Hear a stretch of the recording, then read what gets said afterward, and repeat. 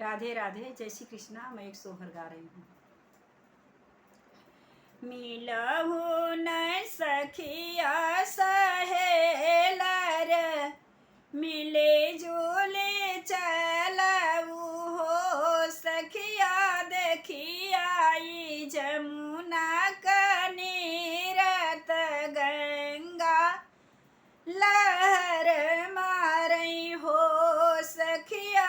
देखियाई गंगा कनीरत, गंगा लहर मारई हो।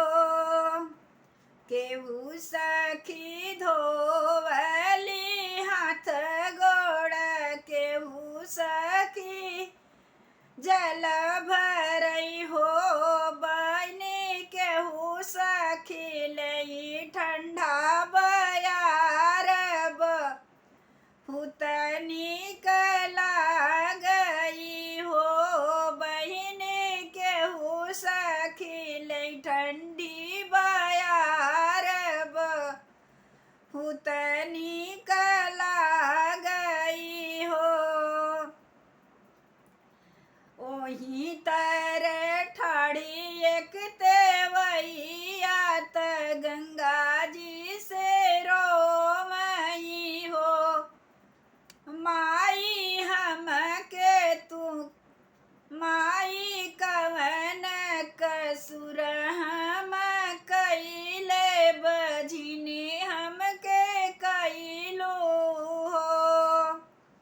देखत रहिने सब सखिया, नजर उनकर फिरी गई हो। बहिने तेरिया कुदिनी मजे धारत, केहू नाही देख हो।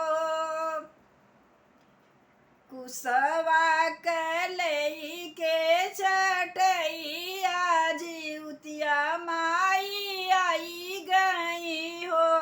बहिनी बेटी के निसारिन मजे धार, पूछई लागन दुख सुख हो। जुतिया माई बेटी के निसारिन मजे धार से, त दुख सुख पूछे लागी हो। बेटी कवन संकट तोहरे जियरा के, तू त जई चली दीहू हो।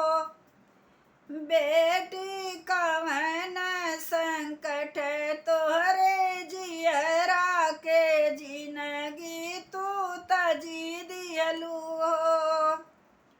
सब केहू त कहेला बझिनिया, सहत निक लागत सही हम लेबई हो।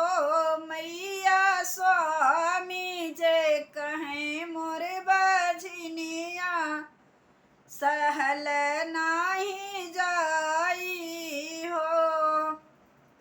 ले तू बेटी है फूलवा, तू घर के लावटी जाऊ हो। बेटी आजू के नवे महीनावा, ललन तोहरे होई आई हो।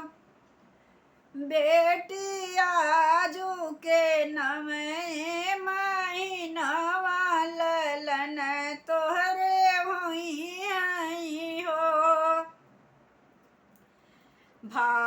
कुवार क चढ़तई महीनावा, त अष्टमी क दिनवा न हो। बेटी सब सखी पूजई जिउतिया मैया, तू चली आई हो। बेटी सब सखी पूजलिनी पूजनवा, तू हम चली आई हो। बेटी अमर करबई गोदी कललन